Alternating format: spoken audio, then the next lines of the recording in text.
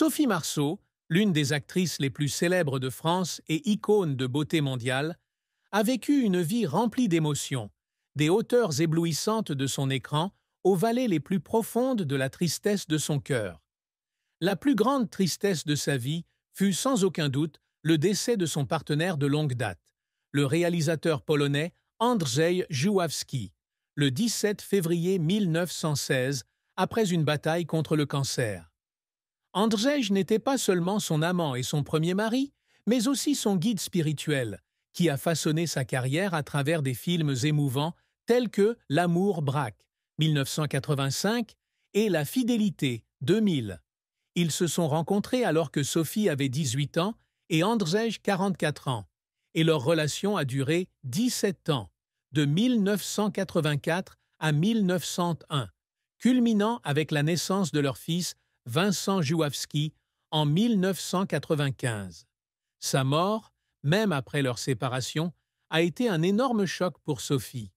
Dans une rare interview accordée à Paris Match plus tard, elle a déclaré « Quand Andrzej est parti, j'ai eu l'impression de perdre une partie de moi-même, quelqu'un qui me comprenait mieux que quiconque. » La tristesse n'était pas seulement la perte de quelqu'un qui avait été tout pour elle, mais aussi le regret que leur relation se soit terminée de manière compliquée et insatisfaisante, la laissant avec des questions sans réponse sur ce qui aurait pu être différent. Mais la tristesse de Sophie ne s'arrête pas avec Andrzej. En tant que mère de 2 enfants, Vincent Żuławski et Juliette Lemley, elle porte également la douleur de ne pas pouvoir passer plus de temps avec eux dans leurs premières années, en particulier avec Vincent, qui a grandi à une période où elle était occupée par sa carrière internationale et sa relation tumultueuse avec Andrzej. Vincent, né le 24 juillet 1995 à Paris, a grandi entre 2 mondes, la France et la Pologne, mais aussi au milieu des tensions d'une famille instable. Juliette, née le 13 juin 2002 à Londres du producteur Jim Lemley, a également dû faire face à l'éloignement de sa mère, alors que Sophie continuait à travailler sans relâche après s'être séparée de Jim en 2007. Sophie a partagé lors du gala de 2018 qu'elle se sentait coupable d'avoir manqué des étapes importantes, comme le premier récital de piano de Vincent et le 5e anniversaire de Juliette. Cette tristesse ne se manifeste pas sous la forme de larmes publiques, mais dans l'angoisse silencieuse qu'elle éprouve lorsqu'elle repense aux années où sa carrière lui prenait trop de temps, laissant ses 2 enfants grandir dans un vide qu'elle ne pouvait pas combler. La perte d'Andrzej, combinée aux distances invisibles avec Vincent et Juliette, a créé la plus grande tristesse dans la vie de Sophie.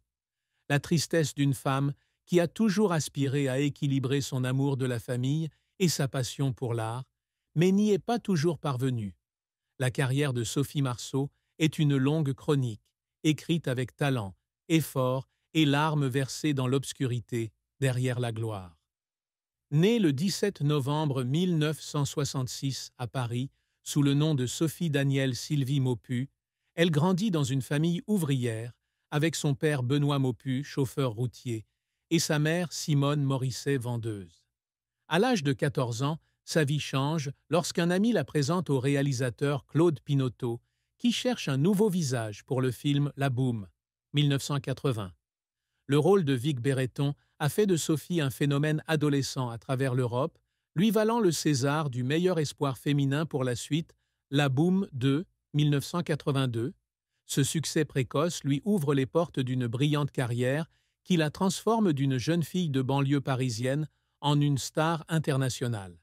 Les années 1980 et 1990 la voient accéder à la célébrité avec des films comme L'étudiante, 1988, Fan Fan, 1993 et surtout Braveheart, 1995, où elle incarne la princesse Isabelle aux côtés de Mel Gibson, faisant connaître son nom au-delà des frontières de l'Hexagone jusqu'à Hollywood. Son rôle d'Electra King dans Le Monde ne suffit pas. 1999, le 19e film de James Bond, a encore consolidé son statut international, faisant d'elle l'une des rares actrices françaises à avoir du succès aux États-Unis. Cependant, la carrière de Sophie n'a pas été sans revers et défis. L'un des plus grands échecs fut le film Pacific Palisades, 1990, sa première tentative à Hollywood qui ne réussit pas à faire sensation et fut critiquée par les critiques pour son manque de profondeur. Sophie a un jour avoué au Figaro qu'elle ne se sentait pas à sa place dans l'Amérique de l'époque, et cet échec l'a fait pleurer dans un hôtel de Los Angeles, non pas à cause des critiques, mais parce qu'elle avait le sentiment de ne pas avoir montré tout son talent. Ses efforts pour surmonter les difficultés l'ont également poussée à plusieurs reprises jusqu'à ses limites émotionnelles. Lorsqu'elle se tourne vers la réalisation avec Parlez-moi d'amour, 2002, elle passe des mois à écrire et à réaliser, au point de s'asseoir seule dans son bureau le soir, en pleurs de pression et de peur de l'échec. Mais c'est cette persévérance qui lui a valu le prix de la meilleure réalisatrice au Festival des films du monde de Montréal, une étape importante pour elle. Des films ultérieurs comme Trivial, 2007, également réalisé par elle, ou LOL, Laughing Out Loud, 2008, où elle incarne une mère célibataire, continuent d'affirmer son talent polyvalent sans toutefois toujours obtenir le succès commercial escompté.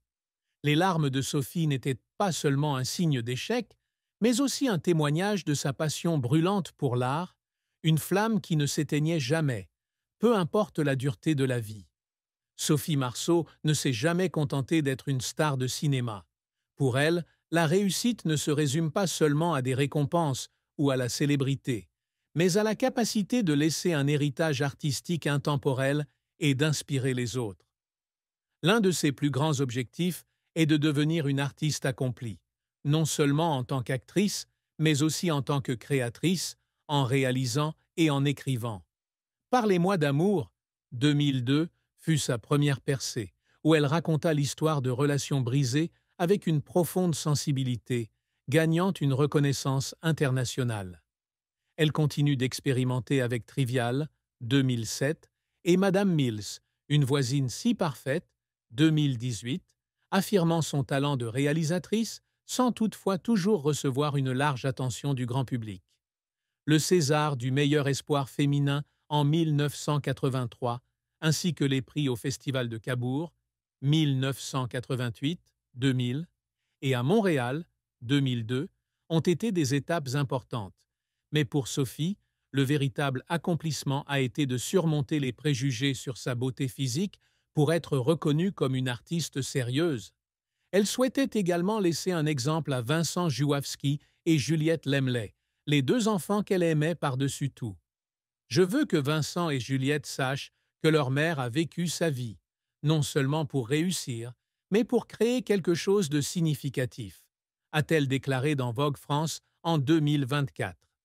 Vincent, un jeune artiste qui trouve sa voie dans l'industrie créative, et Juliette, qui a gardé sa vie privée secrète, sont la motivation qui la pousse à continuer à travailler, même si elle aura 58 ans en 2025. Être nommée officier de l'Ordre des Arts et des Lettres en 2003 a été un grand honneur, mais elle a refusé la Légion d'honneur en 2016 en signe de protestation contre la politique du gouvernement français, montrant ainsi sa fermeté dans ses opinions personnelles. Sophie rêve de produire un jour un grand film sur des sujets de société qui lui tiennent à cœur, comme les droits des enfants ou l'environnement. Un rêve qu'elle réalise progressivement à travers des projets plus modestes ces dernières années. L'amour et le mariage dans la vie de Sophie Marceau est un livre plein de pages douces, mêlées de lignes déchirantes. Sa première et plus intense relation fut avec Andrzej Jouavsky, qu'elle rencontra sur le tournage de L'Amour braque en 1984. La différence d'âge, elle avait 18 ans, lui 44, ne les empêcha pas de construire un amour passionné qui dura 17 ans. Ils ne se sont jamais officiellement mariés, mais ont vécu comme une vraie famille avec la naissance de Vincent. Cependant, leur vie ensemble n'était pas facile. Andrzej, un réalisateur talentueux mais obsessionnel, emporte souvent ses tensions créatives dans sa vie personnelle, rendant leur relation tumultueuse. La rupture en 2001 a laissé Sophie avec une grande tristesse, non seulement à cause de la perte d'un amant, mais aussi à cause du sentiment d'échec de ne pas pouvoir garder la famille intacte pour Vincent. Rompre avec Andrzej a été la chose la plus difficile que j'ai jamais faite, mais j'avais besoin de me retrouver, a-t-elle déclaré à Elle en 2010. Après Andrzej, Sophie a trouvé l'amour avec le producteur américain Jim Lemley, rencontré lors d'une collaboration sur un projet international au début des années 2000.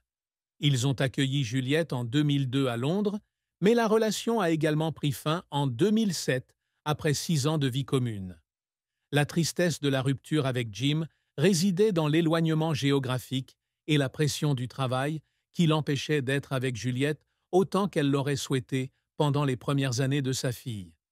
S'ensuit une relation avec l'acteur français Christophe Lambert, qui débute en 2007 sur le tournage de Trivial. Ils se sont mariés en 2012 lors d'une cérémonie privée. Mais leur bonheur n'a pas duré longtemps, puisqu'ils ont divorcé en juillet 2014. Sophie a un jour décrit Christopher comme son âme sœur, mais des différences de style de vie et des emplois du temps chargés les ont éloignés. Elle a ensuite eu une brève relation avec le célèbre chef Cyril Lignac de 2016 à 2017, mais cela n'a abouti à rien. La plus grande tristesse de Sophie en amour n'est pas les ruptures, mais le sentiment de solitude après chaque relation, lorsque,